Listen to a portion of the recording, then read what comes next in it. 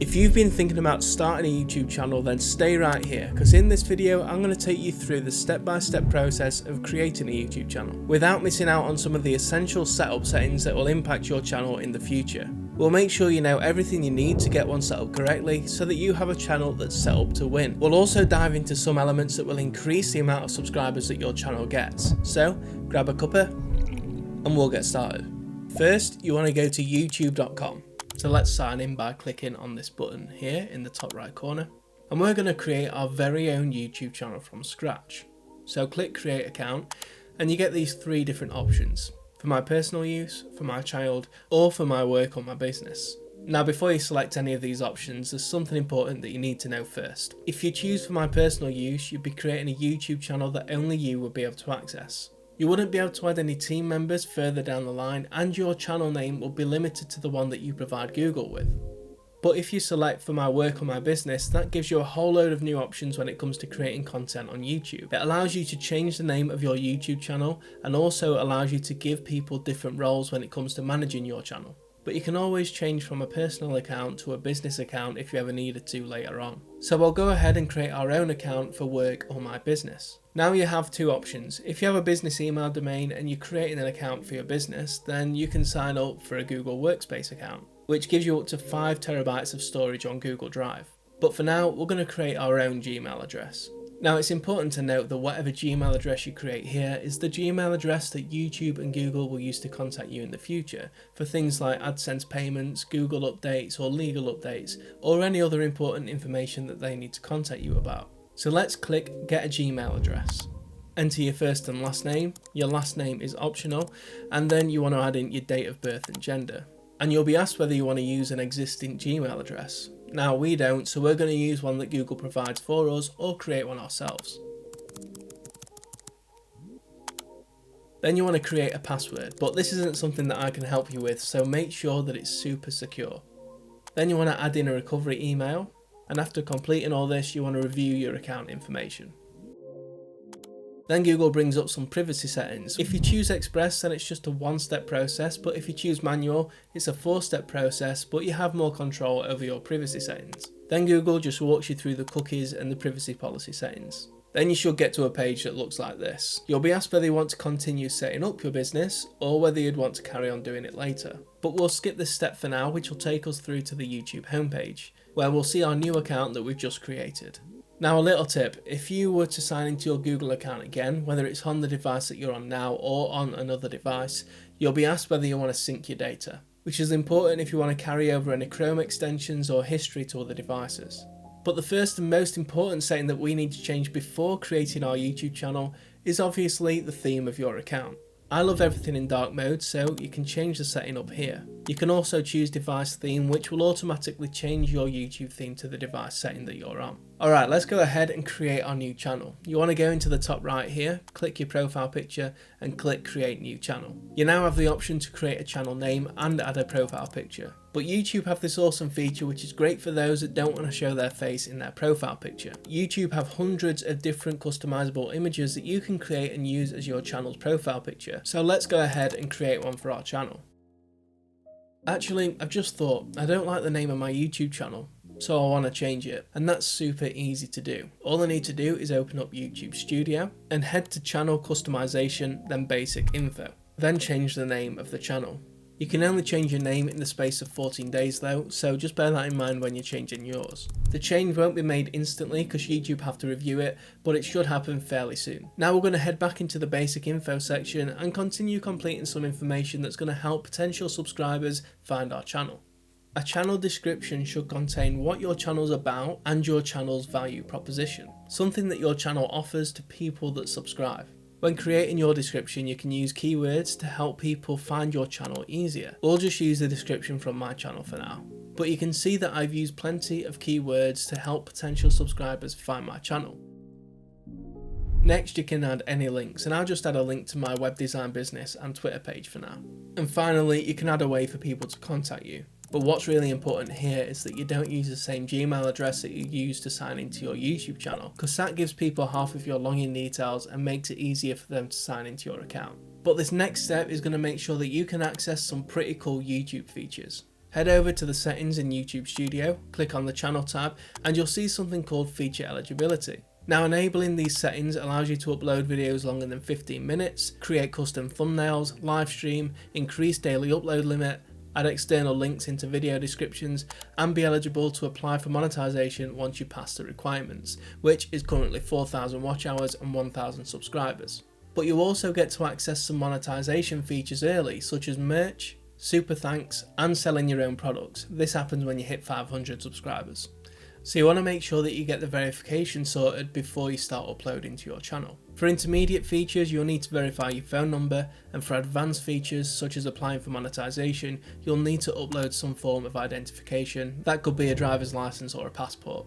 Once you've done this, you can head back to basic info, where we're going to look at an awesome feature that increases the chances of people seeing your channel. Under basic info, there's a section called keywords, and this is basically where you list the top keywords associated with your channel. Let's say your channel was about cooking. You could include keywords like food, chef, cooking, recipes, tasty, treats, yummy, how to cook, how to bake, how to cook at home, quick recipes or quick bites, and so on. You want to include as many keywords that you think people will use to find your channel. But there's a super awesome tool that you can use to help you out with keywords, and it's called Answer the Public. Just select YouTube, type your niche into the search bar, such as cooking, and you'll be shown hundreds of different keywords and phrases that people are searching for in relation to your niche. You can also use these keywords and phrases in your channel keywords to increase the likelihood of your ideal audience finding your channel. Now we're going to get into one of the most crucial steps for succeeding on YouTube.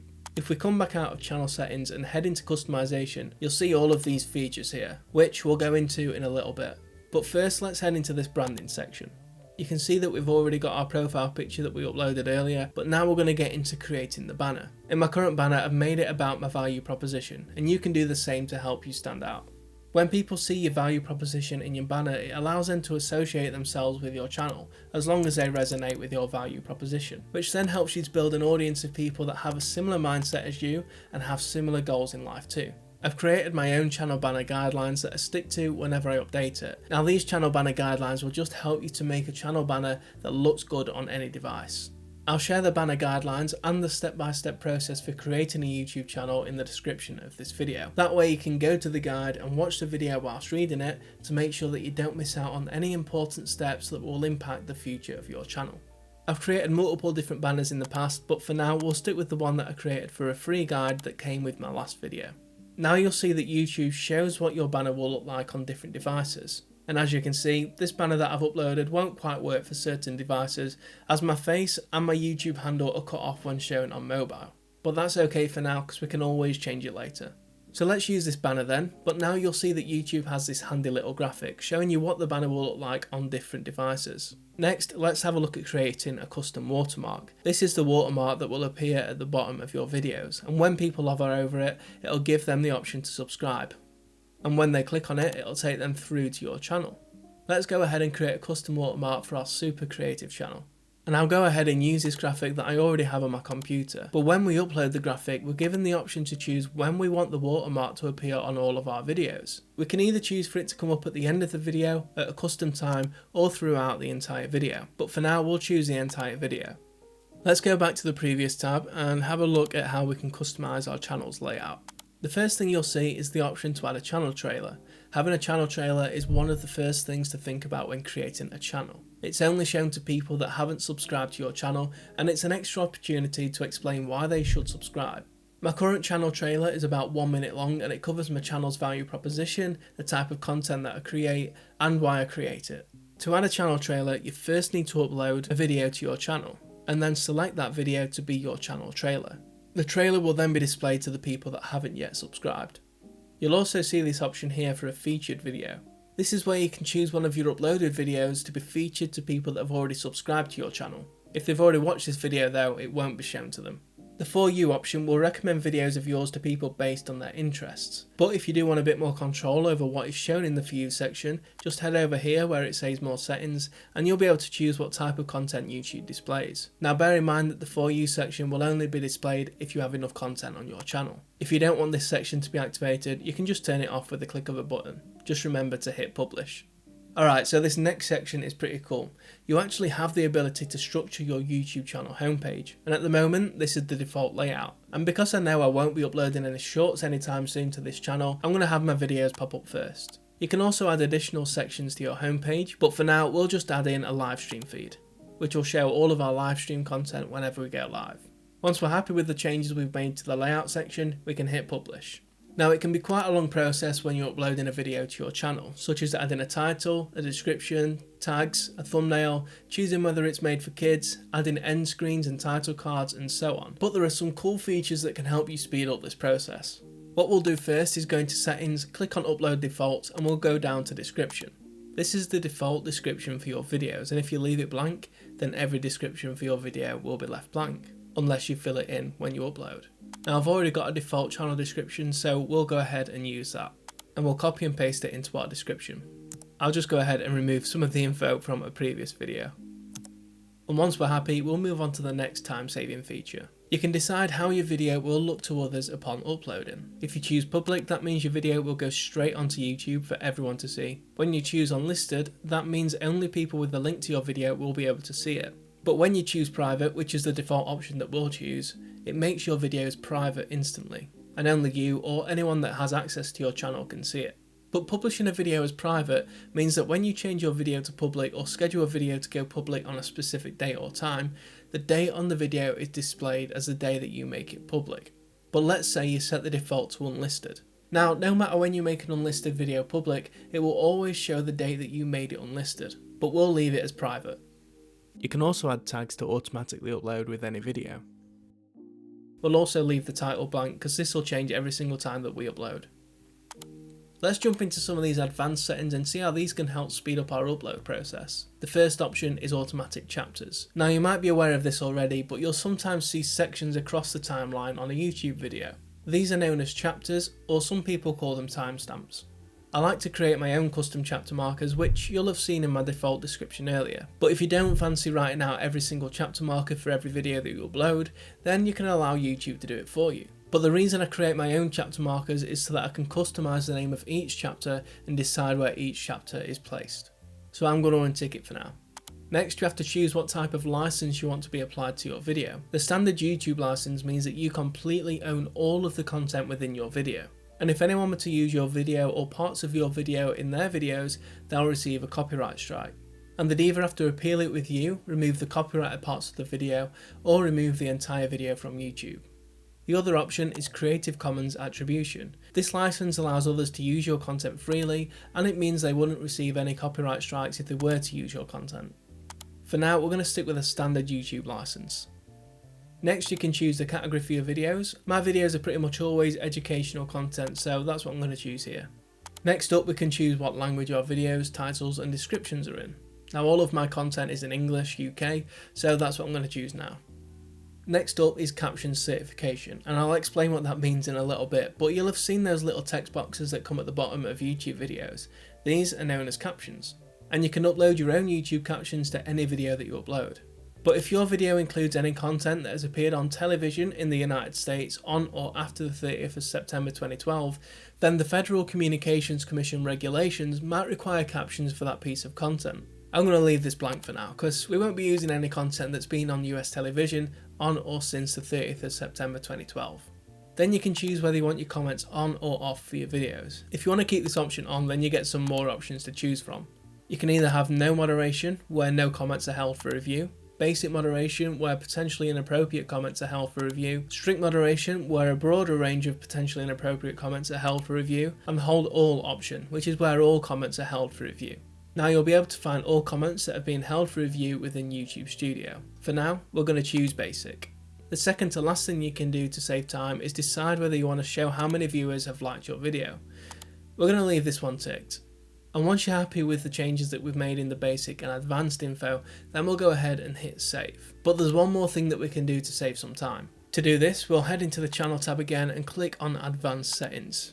Here you can choose whether your videos are made for kids or not. If they are, then select yes. If not, then select no. But if you want to review this question every single time that you upload, then select I want to review this setting for every video. I'm going to select no.